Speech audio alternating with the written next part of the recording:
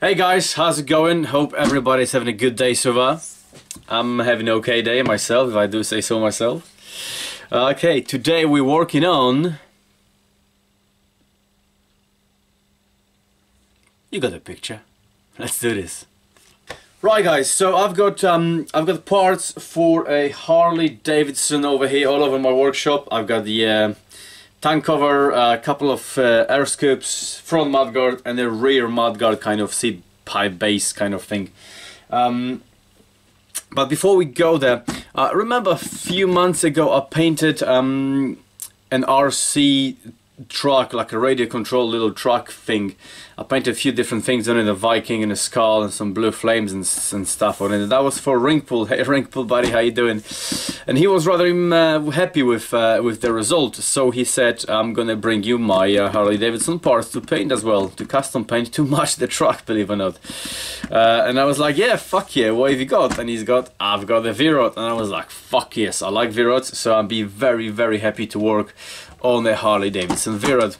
The first thing I'm noticing, obviously, on the working on the Harley are heavy bikes and everything is made of thick steel, but not the V ROD.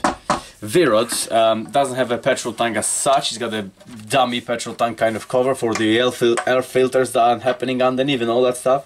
And that's all plastic or some kind of fiberglass, thick kind of quality plastic, and all the other parts.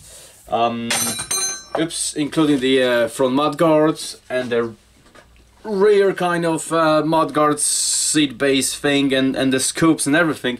That's all plastic. Now, nothing wrong with that, right? Nothing wrong with having plastic on the Harley Davidson, which I always thought Harley are famous for having super heavy bikes and everything is made of steel. Well, V ROD isn't, and that kind of brings me a question to my head. The other bike like this, very much like V ROD, was the original Yamaha VMAX, which is my all-time favorite bike, I think it is.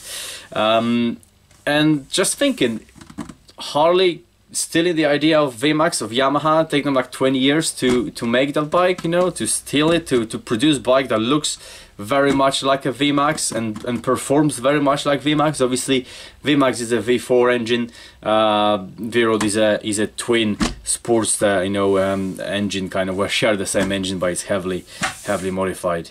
I don't know, I'm just thinking, I don't want to insult anybody, but what do you guys think of that? Is it VMAX kind of and V ROD kind of similar idea that Harley stole from Yamaha?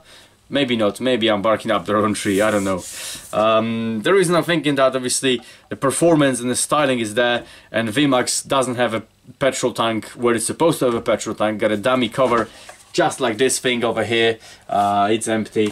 The petrol tank is underneath the seat, and underneath where the petrol tank is supposed to be is all the engine and air intake and everything else in there.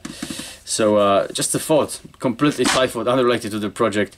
Let me know what you think of that. Kind of get me thinking about it. Maybe you know something more about it. Let me know in the comment below. Right, back to the point, back to the artwork thingy. So Ringpool brought me all these parts from his V ROD, and I need to paint it. What's gonna be the artwork on it? Well, I'm not telling you yet. I told you already. It's gonna kind of match the RC truck I've done for him, so it's gonna have similar things. Anyway, before I do that, obviously that's plastic. I still need to prepare it for paint. The good thing is it's already black, so I don't need to change the color completely, because the black is a base color we're gonna work on, which is fantastic. All I need to do, first thing, I need to give it a good clean. On top as well as underneath. Obviously I won't be painting underneath, but it's got muddy parts, it's got dust and all that shit, and I'll be handling this unit for quite some time right now, so I need to give it a good clean of inside and outside, so later on I don't have any problems with dirt and dust getting anywhere on my paintwork. That would be bad. So work on clean parts. Step number one, give it a good clean. Well, I'm not gonna take you for the journey because it's boring, yeah. I'll do it on my own and I'll catch you guys in a bit. Right, so everything is clean now. I've managed to bring it up to the, or like, okay, standard. Obviously I'm not going super detailed because I'll be sanding it down next thing. I just wanted to have it clear of any kind of shit that is on it. Next thing I want to do is remove from the air, that's the air scoops, I believe. one way or the other. I can't remember which way they go. But I need to remove that mesh because that will be all painted. There's only a couple of screws holding in on the back. The badge stays, the badge will be tinted and then lacquered over, but there are a couple of other screws and bits and nuts and bobs I need to remove, and then I need to start preparing it for paint, which means sanding it down. I'm gonna use probably 1000 grit wet and dry, see how that goes. If that's too aggressive, then I'm gonna switch to Scotch pads or the bright pads kind of things. I like using them on plastic. I know it's very thick plastic, it's really good quality plastic, doesn't flex at all, but it's all painted still. That is just paint on it, and I don't want to go too far, so I'll see which way to go the best, and then yeah, I'm gonna update you guys what's going on and we take it from there.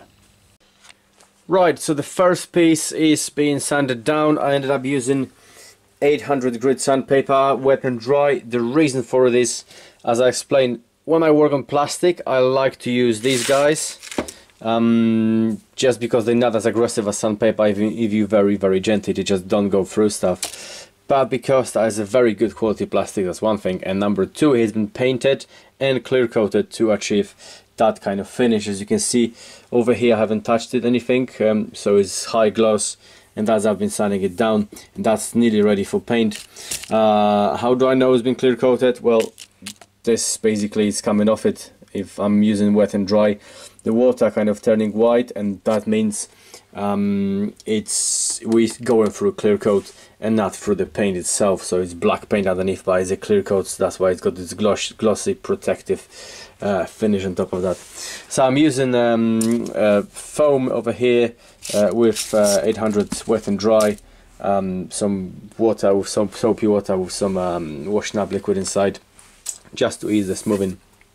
So we're nearly there, getting there. Obviously areas like this I still need to address, and parts over here I missed. Obviously I cannot see it when it's wet, but when it's dry I can see these areas over here. I need to target this again, so I get rid of completely of this shiny patches. I'm gonna carry on doing that for all those pieces, this and the tummy tank cover kind of thing. And I'm gonna update you there. Not very interesting today, but that's part of the process, unfortunately. So there we go, guys. It only took me like half a fucking day to get here, but all the parts are prepped now. They more or less look like this, which is not very attractive at all, actually. It's kind of hideous looking thing, but hey, it is what it is. Next thing is obviously a bit more prep, slightly bit more prep. I need to still go through some areas. I still need to degrease it, and then we're gonna start artwork on it. But all the parts are now completely shine free and nearly ready for the artwork, and that and then some other bits and bobs are gonna come over here. So thanks very much for watching so far. Stay tuned, because there's definitely a few more episodes coming from this series, painting the Harley Davidson V ROD. Yeah, I think I earned a beer right now. Again, I'm out of fucking beer. I keep drinking too much in the garage. I need to go and get some. So until next time, guys, have a beer, rock hard, and I'll see you very soon painting this bad boy.